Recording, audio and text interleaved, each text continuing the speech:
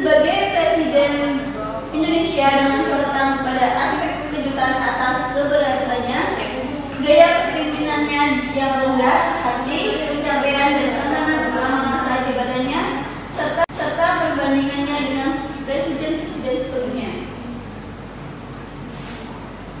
Tujuan utama yaitu yang pertama ketidakterdugaan dan keberhasilannya menjadi presiden. Menunjukkan bahwa keberhasilan SBY bukan sesuatu yang mudah dan direncanakan, melainkan sebuah proses yang melibatkan berbagai faktor. Yang kedua, daya kepemimpinan dan karakternya. Menekankan sisi rendah hati, santun dan kepeduliannya terhadap rakyat, terutama terhadap kaum miskin. Pencapaian dan tantangan selama masa jabatannya memberikan gambaran kinerja pemerintahan SBY, termasuk kebijakan-kebijakan yang kontroversial dan dampaknya bagi rakyat. Yang terakhir, perbandingan dengan kepemimpinan di era pasca Orde Baru. Penempatan kepemimpinan SBY dalam konteks sejarah dan politik Indonesia. Ada pembahasan singkat tentang SBY selama sejak ketika Babang Yudhoyono tumbuh di lingkungan pesantren. Ayahnya santri Pondok Gontor, sedangkan ibunya masih keluarga pesantren Remas. Kedua pesantren itu mencerminkan kultur yang berbeda. Gontor mencerminkan pesantren modern, sedangkan Remas mencerminkan pesantren tradisional. Oleh sebab itu, ia tak asing dengan kaum sarungan. Komentar Munafar Fatno, penulis buku SBY dan Islam. Pesantren terpencil di Pacitan yang melahirkan tokoh-tokoh tersohor itu akhirnya juga mampu mengantarkan Susilo Bambang Yudhoyono ke dalam lingkungan kekuasaan tertinggi Indonesia di tahun 2004. Yang selanjutnya, Susilo Bambang Yudhoyono atau SBY secara tak terduga meraih popularitas besar pada Pilpres 2004. Kepimpinannya yang holistik dan humanis membuatnya mendapat dukungan luas dari masyarakat Indonesia hingga mendekati akhir masa jabatannya pada 2009. Survei LSI dan LRI menunjukkan tingkat kepercayaan publik yang tinggi terhadap SBY sampai Yudhoyono atau 71% dan 33%. Perjalanan dan kepemimpinan SBY yang bijaksana menjadi inspirasi bagi rakyat Indonesia, khususnya mengingat asal-usul dari desa Remas, Pacitan. Rumusan masalah yang pertama adalah bagian 1 atau bab 1 menggambarkan perjalanan hidup dan karir SBY hingga masa jabatannya sebagai presiden pada tahun 2004 dan sampai 2019. Menekankan kerendahan hati, tantangan pemerintahannya, kebijakan pro rakyat, dan peran keimanan dalam keberhasilannya. Bagian 2 yaitu menceritakan asal-usul dan lingkungan keluarga SBY. Menekankan disiplinnya sejak kecil, cita-cita menjadi tentara, karir militer yang cemerlang, dan pemimpinan yang tenang dan bijaksana. Bagian ketiga yaitu membahas kepemimpinan SBY di era pos sampai modern, menekankan kemampuannya mengelola sumber daya dan membangun jaringan kekuasaan. Bagian yang keempat membahas perjalanan karir SBY dalam membangun citra di era reformasi, menekankan prestasinya sebagai tokoh militer dan pengabdiannya. Yang terakhir, bagian 5 membahas latar belakang keagamaan SBY sejak kecil, menekankan pendidikan agama yang kuat di lingkungan pesantren. Kelebihan dalam buku SBY ini mengungkapkan sisi religius SBY yang jarang dibahas. Yang kedua, bahasa yang ringan dan mudah dipahami dan materi tersusun sistematis. Yang ketiga, inspirasi dan edukatif, penuh pesan moral.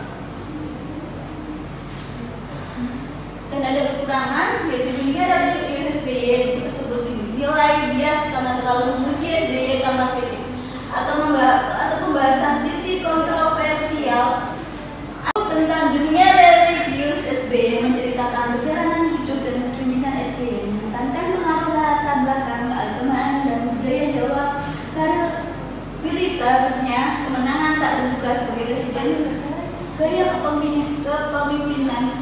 kebijakan-kebijakan, tantangan yang dihadapi dan perbandingannya dengan pemimpin sebelumnya.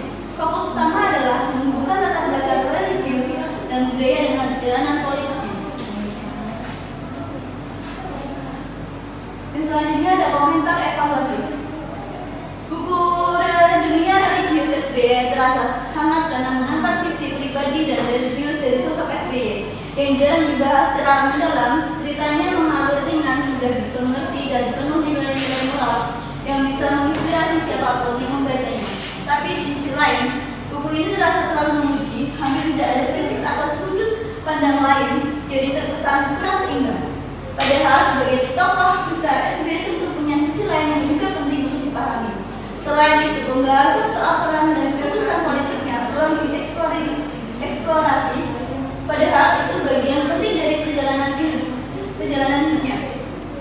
Kesimpulannya, buku ini cocok buat kamu yang ingin mengenal SBY dari sisi religius dan pribadi, tapi belum cukup kalau ingin memahami beliau secara utuh sebagai pemimpin nasional.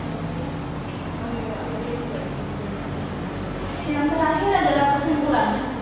Buku Dunia Religius SBY menawarkan sebuah narasi tentang perjalanan hidup dan kepemimpinan sosial berbareng Yudhoyono yang menentangkan peran latar belakang religius dan budaya Jawa dalam membentuk karakter dan keputusan-keputusannya, serta perjalanan karirnya yang berujung pada kemenangan tak terduga sebagai Presiden Indonesia.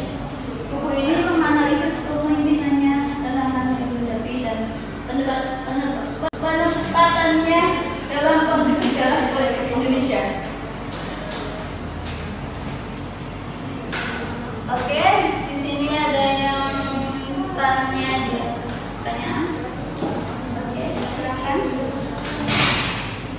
Perkenalkan, nama saya Yesya Hussein Mafiani dari kelas 2E.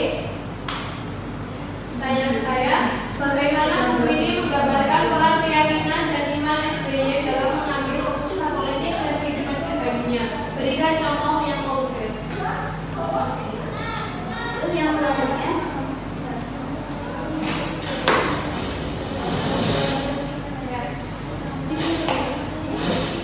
Perkenalkan, nama saya Punika Dilasari dari kelas 2E. Izin bertanya, bagaimana pendekatan yang lebih seimbang dan kritis dapat diterapkan dalam penelitian biografi tokoh publik di Indonesia?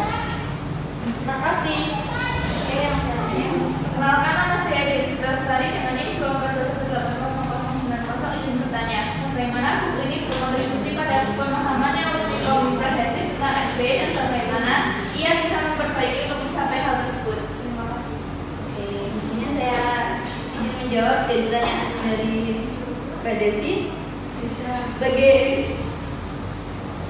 Bagaimana buku ini menggambarkan peran keyakinan dan iman SBY dalam mengambil keputusan politik dan kehidupan pribadi?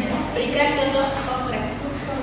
Jawabannya, yaitu ini menekankan pentingnya keyakinan SBY, namun contoh konkret bagaimana keyakinan tersebut mempengaruhi keputusan politik atau kehidupan pribadinya kurang dijelaskan secara detail. Yang selanjutnya, pertanyaan dari Mbak Nita. Bagaimana pendekatan yang lebih seimbang dan kritis dapat diterapkan dalam penelitian biografi tokoh publik Indonesia? Yaitu penelitian biografi tokoh publik harus menggunakan metode